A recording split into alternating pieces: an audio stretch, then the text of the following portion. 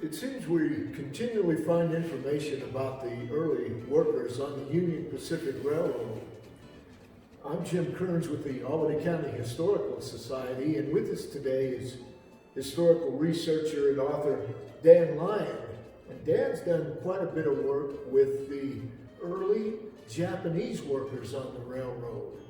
And he originally was invited to join us last spring at one of our Historical Society public presentations, but because of the COVID virus, everything had to be canceled. So here we are today to see if we can bring this presentation to you. And Dan calls his presentation "The Forgotten History of Japanese Railroad Workers in Laramie." Dan, thanks for being with us today. This is a topic I was unaware of, this whole thing about Japanese participating in railroad labor. How did you even get started on this subject? Well, first of all, Jim, thank you for inviting me back here to speak. And as far as how this all happened, it's not a subject that I'm very familiar with, but I have a friend, Jim Allison. He is the curation collection supervisor at the State of Wyoming Museum. And he said, "Hey, Dan, when you get some time, I'd like to talk to you about a topic. I was wondering if you have any information on it." And what he related to me was his father mentioned that there were some Japanese railroad workers in Cheyenne. And I said, "Gosh, Jim, I don't know anything about it," because the extent of Japanese railroad workers in Cheyenne, this is the history right here at Lakeview Cemetery in Cheyenne. You can see we have headstones with Japanese inscriptions on. Well, that's the whole history that I was aware of. But as I started to dig, this thing just started to explode. So I started to go to each of the cities along the I-80 corridor to see what history they had associated with the Japanese railroad workers. And it's been pretty fascinating. Where do you even get started on something like that? Well, I first started with the cemetery, and then there's a great resource called the WyomingNewspapers.com. It's a State of Wyoming Libraries database. And then I like to use Google Books as my research. And of course the state archives. I have friends down there that look for information for me here. Haven't had a chance to check out the American Heritage Center, but that's on the list of things to do. Yeah, they might be a good resource. Now, how far back can you find evidence of Japanese railroad workers in Wyoming? Well, this specific history dates back to 1900 that we are concerned with, but the history of Japanese railroad workers in Wyoming actually dates back to 1892 in Granger, Wyoming. They were part of the Oregon short line that ran from Huntington, Oregon to Granger, Wyoming. And they estimated there were, between those two cities, there were 400 Japanese employed on the railroad. But back then it wasn't an issue. In the 1900s, that's when it became an issue because people viewed it as an invasion by the Japanese. Now, what was the big controversy? What prompted all of that? Well, you really have to go back to the Rock Springs Massacre, and that happened with the Chinese. Still different cultures, but very similar, and people were afraid that the Asians were taking the jobs. They were employed for lower wages. For instance, Norwegians and Danes, they made $1.65 a day to work on the railroad. Well, contractors hired Japanese laborers for $1.25 a day, but then an additional 10 cents was subtracted per day from each Japanese to pay for incidental expenses and for contractor fees. Doesn't sound like a lot of money to me, but was it for that time? Did they feel like it was making money? Well, if you were a Japanese laborer, it was twice the money that they could have made in Japan. They were kind of economically depressed at the time.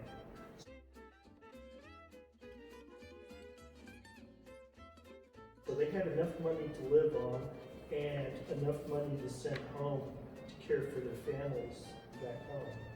How do they characterize the work of the Japanese? They considered good workers? Well, it depends on who you talk to. Newspapers basically were my information source. So you had some newspapers that reported the facts, and then you had some that reported opinions. And so some of them, for instance, this newspaper excerpts from Evanston, you can see, the Daily Boomerang, don't like brownies. Well, that was a reference to the Japanese back then, and there was another reference. It's culturally insensitive today, but it was very instrumental in me doing my research. And Japanese laborers were referred to as Japs back then. So again, it depends on who you talk to. I found this one great source. It was from a guy that was an assistant supervisor in Cheyenne. I believe his name was Ottman, and he said the Japanese workers were phenomenal. And here's something really interesting. There were 126 foremen on the railroad between Evanston and Cheyenne. 96 of them were Japanese. Wow. So I think that kind of speaks for itself as far as the laborer. And here's another thing. When we're dealing with foreigners, as Americans, we kind of assume that they don't speak English. Well, 60% of the Japanese did speak English, and they made sure that their countrymen understood as well. And the Japanese were very, it's kind of stereotypical, but they were focused on education and bettering themselves. So they took all the Union Pacific courses to learn how to do their jobs. So very conscientious workers. There were other ethnic groups though at the railroad simultaneously, weren't there? Yes, there were the Finns, Russians, Greeks, Italians, Norwegians, Danes, Germans, Irish. You kind of get the picture, yes. Right. And they're Chinese, and there were Koreans as well. Let's talk a little bit about Laramie's involvement in all of this. What can you tell us about that? Well, the first laborers came to Laramie in 1900, and we're talking about the May-June time frame there. And it wasn't an invasion. There were about 9 of them, and they all lived in one boxcar down at the railroad yard. But the Union Pacific, they were doing some really serious upgrades. They invested heavily in the infrastructure upgrades.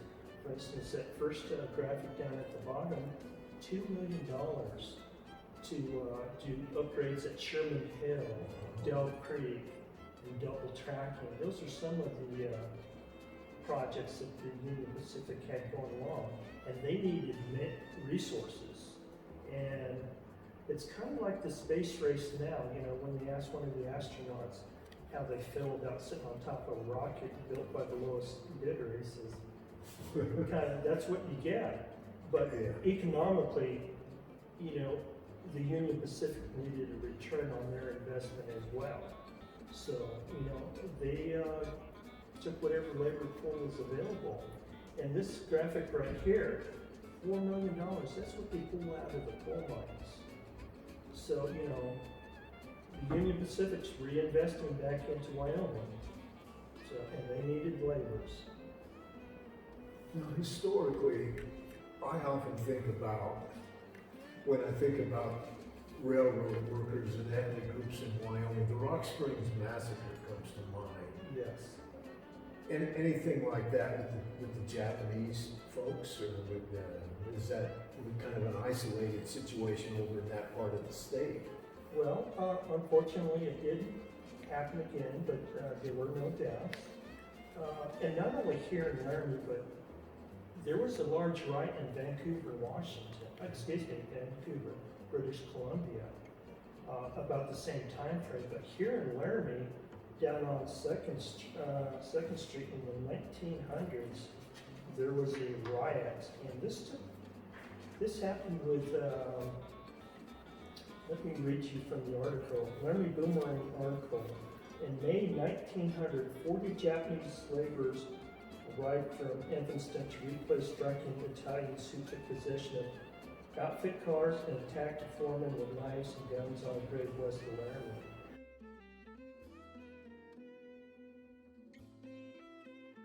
So the railroad wanted to subdue this riot, and so they fired all the Italians, and they brought the Japanese laborers in their place. So that was one potential for something happening. But in March 1908, there was a bunch of young Laramieites, I guess, young men. And they went down to 3rd Street, and on Friday, there was a boarding house. The newspaper said a Jap boarding house in South 3rd Street was stoned, and the window lights were broken out. On Saturday, a Jap was roped on 3rd Street and dragged through the street by a crowd of boys. Then on Sunday, a free-for-all fight between Japs and whites was narrowly averted. And it all began when a number of white boys almost started to arrive in a South Street pool room by taunting and harassing a crowd of Japs. So, the Laramie Boomerang, they wrote a editorial condemning this action by the locals, and they had marched the parents and told them to kind of rein in their kids. Yeah. So fortunately, there were no deaths involved with that. That's the negative side of things. And oftentimes when we look at the early days of that period in Laramie's history, there's sort of almost a romanticism involved with the Japanese. So you got two extremes here. You got that part with the kids and the riots, and then you got this romantic side. Can you share a little bit about that part?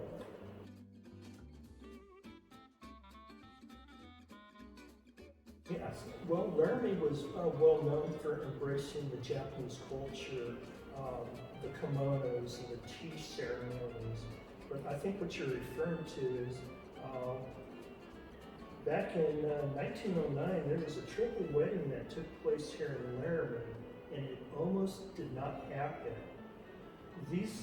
There was this couple they lived in Denver, and they came to Laramie, Wyoming, hoping for better results and kind of to avoid outside influence from their families and friends, against this interracial marriage.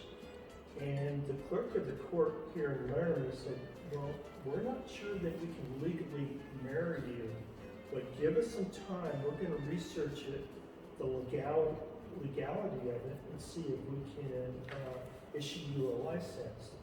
Well, justice was pretty swift, and people that came from the Denver area, they were so impressed with the way they were treated and the legal decision here in Laramie. There was a triple wedding here. Yeah, that's cool.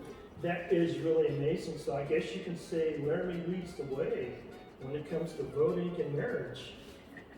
Well, that's something we can add to women's suffrage and all that, and another first for Laramie. Can't talk about this without mentioning the University of Wyoming, of course, home in Laramie. Any evidence of a Japanese population attending UW at that point in history? Well, initially very sparse, but I did find out in 1911 that in June of 1911, the University of Wyoming had its, what I could determine, their first Japanese to graduate from the University of Wyoming. And he received both a bachelor's and a master's in arts. And his name was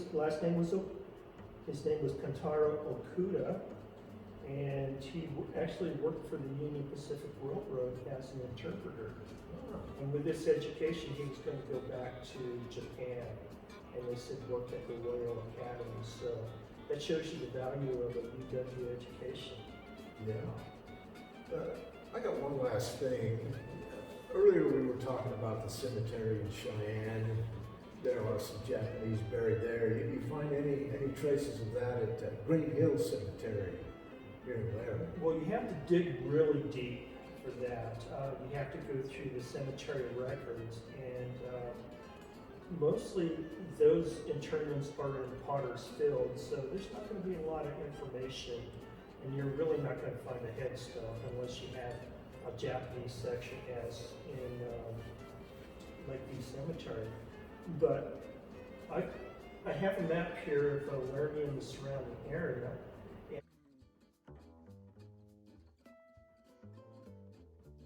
And I've highlighted 3 of those deaths because I hate to say that some deaths are more interesting than others, but that's the society we live in. Yeah. Now the first one is up there by Red Buttes, which is that south of Laramie, is that correct? So that would be Yes. south. Okay. Well, there was a plaster plant there, and a gentleman by the last name of Tanagawa died on November of 1915. He fell from one of the floors at the plaster plant and was seriously injured and died as a result of that.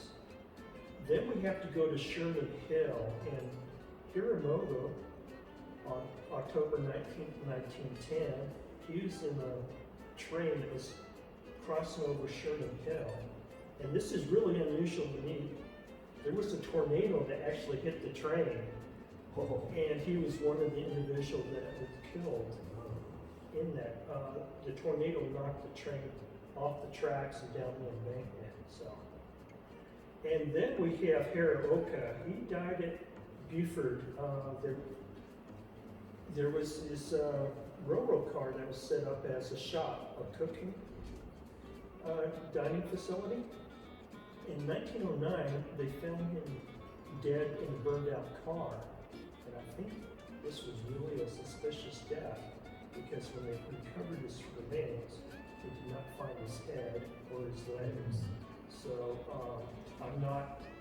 I watch forensic shows, but that sounds like there was something untoward. He was helped along in death. Yeah. Yes. Now, are you done with this? Are you continuing to look further into these things, or is this pretty much where we're at? Well, I'm always continuing to find more information. For instance, I thought I was done in Cheyenne, but then received some information from one of the archivists there. There was the local church there, the First Baptist Church, actually had a program called the Christianization and Americanization of Japanese citizens, and super information there. And so I think I'm done with Laramie, and then I'm going to go to Rawlins and kind of go down the I-80 corridor, and then go up north to like Cody and Sheridan. There's some stories along that way there. And then I need to swing over to Sunrise, Wyoming, which was part of Laramie County at the time. But there were Japanese working in the mines there, so. And I'm hoping what happens, that people will kind of, if I give information out there, say, hey, I know something about Japanese workers in my own backyard. So this is going to be an interesting project, and it's going to be a little, I won't see the end of the tunnel for a while. Right. Well, it's a fascinating bit of history. I certainly wasn't aware of it. Dan Lyon, I thank you for taking the time today to share this information with the Albany County Historical Society. Well, and I want to thank the society for inviting me back. With the COVID, certain restrictions had to be in place, but thank you for taking the time to invite me back, and thank you.